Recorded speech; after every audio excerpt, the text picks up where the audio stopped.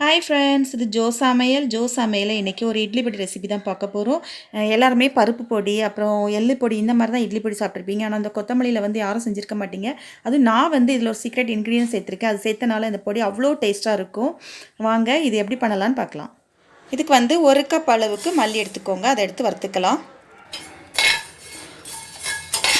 நல்லா வறுத்துக்கோங்க, கரிஞ்சிடக்கூடாது. அதனால் சிம்லேயே வச்சுட்டு நல்லா வறுக்கணும் மல்லியை.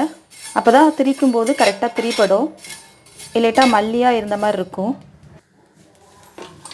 1 கப் அப்படிங்கிறது கப்பு இல்லை அப்படின்னு சொன்னோன்னா எந்த டம்ளரானாலும் எடுத்துக்கலாம். அப்படி இல்லைன்னா இந்த கால்படி அரைக்கால் படி உலக்கு இருக்குது, இந்த இதுதான். இதுக்கு 1 கப் எடுத்திருக்கேன். அது எல்லார் வீட்லேயும் இந்த உலக்கு கண்டிப்பாக இருக்கும்.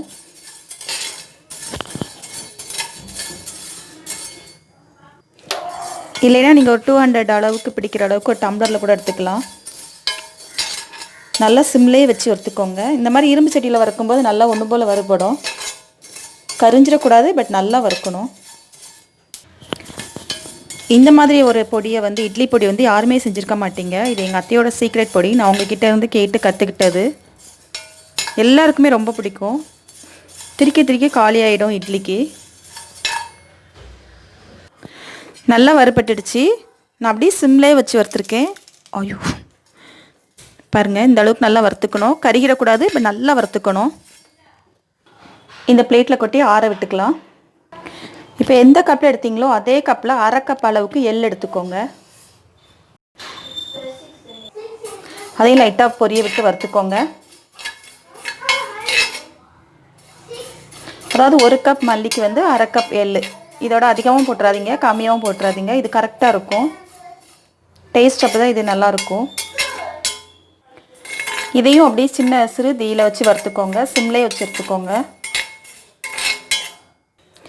இறக்க போகிற நேரத்தில் ஒரு 1/4 டீஸ்பூன் அளவுக்கு பெருங்காயத்தூள் அதையும் சேர்த்துட்டு லைட்டாக வறுத்துக்கோங்க. இறக்கும்போது சேர்த்துக்கோங்க. அவ்வளோதான், வறுபட்டுடுச்சு. நல்லா வறுபட்டுடுச்சு. இதை உடனே தட்டுக்கு மாற்றிடுங்க. ஏன்னா இரும்பில் வந்து சீக்கிரம் கருகிடும். நம்ம மாற்றாமல் அப்படியே ஸ்டவ் ஆஃப் பண்ணாலும் இரும்பு சட்டியில் சூடு இருக்கனால சீக்கிரம் கருகிடும். இதை உடனே ஒரு பிளேட்டுக்கு தனித்தனியாக வச்சுக்கோங்க. அந்த மல்லியோடு சேர்த்து கொட்டிடாதீங்க. இந்தமாதிரி தனியாக கொட்டி வச்சுக்கோங்க. இது ஆறட்டும். இப்போ வந்து 8லேருந்து 10 வத்தல் வச்சுக்கோங்க. இது வந்து ரொம்ப காரமாக அப்படியும் இருக்காது, காரமே இல்லாமல் அந்த மாதிரியும் இருக்காது. ரொம்ப கரெக்டாக இருக்கும். அதனால் நீங்கள் உங்களுக்கு ரொம்ப கம்மியாக வேணால் 8 வத்தல் வச்சுக்கோங்க. நான் ஒரு 10 வத்தல் கிட்ட சேர்த்துருக்கேன். ஆனால் ரொம்ப காரமெல்லாம் இருக்காது, கரெக்டாக இருக்கும். அதையும் லைட்டாக வறுத்துக்கோங்க. அவ்வளோதான், நல்லா வறுத்தாச்சு. இதை அந்த எள்ளோடு சேர்த்து கொட்டிக்கலாம். இப்போ கொஞ்சமாக கருவேப்பிலை அதையும் சேர்த்து வறுத்துக்கோங்க.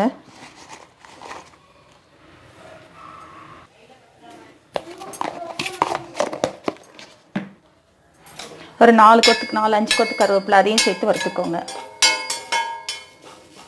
நல்லா சிம்லேயே வச்சு வறுத்துக்கோங்க. இந்த மாதிரி கருவேப்பிலை நல்லா வறுபட்டுருக்கணும், கருகிடக்கூடாது. நான் எடுத்து அப்படி நொறுங்கணும். நல்லா வறுபட்டுடுச்சு. கடைசியாக சேர்க்கப்படுறது வந்து பூண்டு வந்து 1 கப்புக்கு வந்து ஒரு 8 பல், சின்ன பல், மீடியம் சைஸ். ரொம்ப பெரிய பல் பூண்டு இல்லை, நம்ம ரசம் தட்டுவோம் இல்லையா, அந்த அளவுக்கு சின்ன பல் பூண்டு, ஒரு 8 பல் பூண்டு வச்சுருக்கேன். இதையும் சேர்த்துக்கலாம். இது கூட கடைசியாக சேர்க்கப்படுறது வந்து உப்பு. ஒரு 3/4 டீஸ்பூன் அளவுக்கு உப்பு சேர்த்துருக்கேன். கல் உப்பு சேர்த்துருக்கேன். இப்போ இதில் என்னெல்லாம் இருக்குது அப்படின்னு பார்த்தீங்கன்னா, வறுத்த எள், வத்தல், அப்புறம் பெருங்காயத்தூள், உப்பு, பூண்டு, இவ்வளோ இதில் இருக்குது. நம்ம ஃபஸ்ட்டு வறுத்த கொத்தமல்லி, இதை ஃபஸ்ட்டு நம்ம மிக்சியில் பவுட்ரு பண்ணிக்கலாம். பார்த்தீங்கன்னா கொத்தமல்லி ஓரளவுக்கு அரைஞ்சிடுச்சு. இப்போ இதில் எல்லாத்தையும் சேர்த்துக்கலாம். நம்ம எள் இதெல்லாம் சேர்த்து வச்சுருக்கோம்ல, இதையும் இதோட சேர்த்து இப்போ இதை பவுட்ரு பண்ணிட்டு வந்துடலாம். இப்படி கமன்னு ஒரு சூப்பரான கொத்தமல்லி இட்லி பொடி ரெடி ஆகிடுச்சு. ரொம்ப நல்லாயிருக்கும்.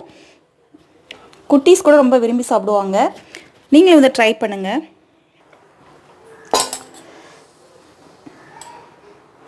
இது கூட இந்த மாதிரி நல்லெண்ணெய் சேர்த்து இட்லியோட சாப்பிட்டோன்னா ரொம்ப நல்லாயிருக்கும். நீங்களும் இதை ட்ரை பண்ணுங்கள். ட்ரை பண்ணிவிட்டு எனக்கு கமெண்ட் பண்ணுங்கள்.